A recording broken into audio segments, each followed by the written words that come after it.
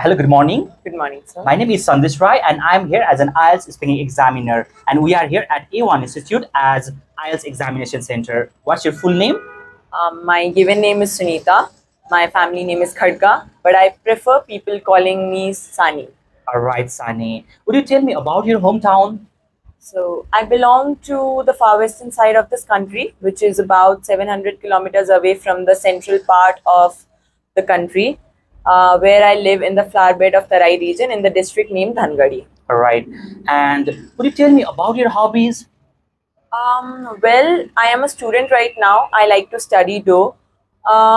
In addition to that, I love to read and write when I am at my leisure time, and I love to spend time with my families. That are my hobbies. Alright. Now let's begin from part one, and topic is jewelry. Okay. First question is likewise. How often do you wear jewelry? Why or why not? Being a girl, I frequently keep wearing jewelries all day long. As you can see, I am wearing my pendant and my silver ring right now as well, because it has been given to me through my dad and my uncle, and it's emotionally very much connected to me. That's why I keep wearing it frequently. And whatever jewelry do you like best? Why or why not? I love the jewelries that are oxidized and silver in color, because I feel that it's better suited for my skin tone and it complements my overview really well. It also adds and charm and enhances my personality too. So I love wearing jewelries that are ethnic and boho style. And when do people like to give jewelry in your country? Why? Well, people in my country prefers gifting jewelries on the special occasion of their close and loved ones. For instance, they keep gifting jewelries at marriage ceremonies or some occasions like anniversaries or birthdays. Okay. Why? Sorry. Have you ever given jewelry to someone as a gift? Why or why not?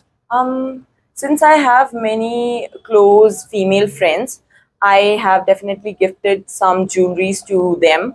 I have gifted some stainless and long lasting jewelries that are under budget, and I give them as a gift as they are my close ones, and I feel it makes us feel connected. And stay tuned.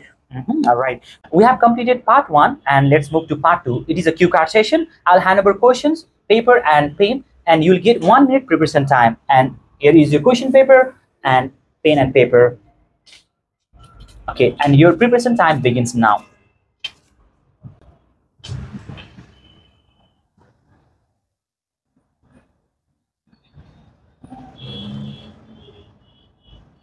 All right, Sunny, your preparation time is over. Please start speaking. So, I would talk about an interesting TV documentary that I recently watched that was based on a scientific topic. So, I watched a TV program whose name was 5D World, which shown that there is a world that can be a 5 dimensional, to see the world in a multi-dimensional way. It was about some future prediction that have not been predicted yet. They are related to the world that is not that does not exist right now, but can be acquired in the near future though. I watched this television program last year when I was at my vacations in my nanny's home, where I watched this with my cousin sister. I learned from this TV program a lot about widening the way of viewing and pursuing the world. It broaden up your way of perception, looking at the surrounding where you live, to see the world in a multidimensional way. I found this TV program interesting because I come from a science background. I took science in my high school, my major being computer science. So I was able to connect with this TV program a lot. I went through the deep and dark secrets of the world that is digged inside out. I have been intrigued towards such television programs since my childhood, and I was thrilled and enthralled by watching this program, and I found it completely relating to my profession that I want to pursue in near future. Okay, all right. Thank you very much. We have completed part two. Now let's begin part three. Before then that, please hand over this paper and pen. All right. All right. Now let's begin part 3, and questions are related with science and the public. How interested are most people in your country in science? Well, my country is a developing country, so there are many project works that are ongoing that are based on technology. There are many more scientific researches and scientific experiments that need to be done yet. So people are interesting towards it since there are many job opportunities related to it in my country. Okay. And why do you think children today might be better at science than their parents? Undoubtedly, the children would be more and far more better than their parents since they are educated and literate. They know the sense of its significance, how it can make and create a change in their surrounding and in their country. So people prefers the youth over elderly people. However, elderly could be more experienced, but they are not that enthusiastic and energetic as compared to the children of nowadays. Mhm. And how do you suggest the public can learn more about scientific developments? I think there are several ways from which people can learn about scientific studies and technologies that are recently been launched. Uh, the major source could be internet, where people can get to know about such things on a tap of on the screen. There are other ways too. They can learn from the elderly people that are related in those backgrounds, or we can get through the surrounding of where we live, since I believe that if there is a will, there is a way. If people really wants to learn about a certain thing, they can find it around themselves anywhere and everywhere. Okay. And what do you think are the most important scientific discoveries in the last 100 years? In the last century that have just passed, I think there have been numerous scientific researches and experiments that have been done. For instance, there has been a newly launched modern physics study, which is based on quantum physics. There have been studies related to computer backgrounds as well. More durable and portable computers have been launched.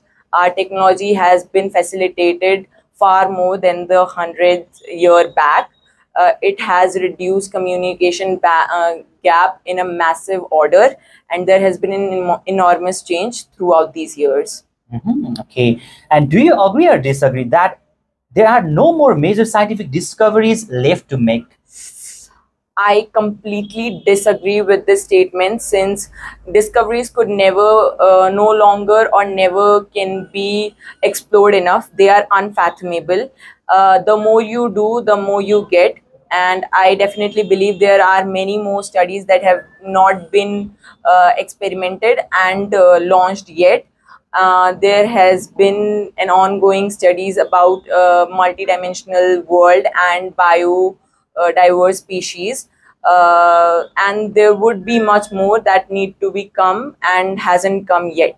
All right. And who should pay for scientific research, government or private companies? I think it is based on which type of research it is about. If the scientific research is about a personal need or requirement, the cost must be paid through those private companies. However, if it is for the wellness and soundness of the whole country, for the local citizens that are living in the nation, that should be paid through the government. All right. Okay. We have completed today's speaking session, and I would like to give you feedback as well. If we talk about fluency, then in first part you were fluent enough and you were able to share your ideas and thought. Okay, that means you are doing really well in fluency. If we talk about pronunciation, it's again fabulous. The way you pronounce each and every word was clear and loud enough. If we talk about grammar, okay, you were doing well, really well in grammatical structures and range. And if we talk about vocabularies at last, then in this term also you were using high level vocabs, and sometimes you were using idioms also, and it's totally fine. And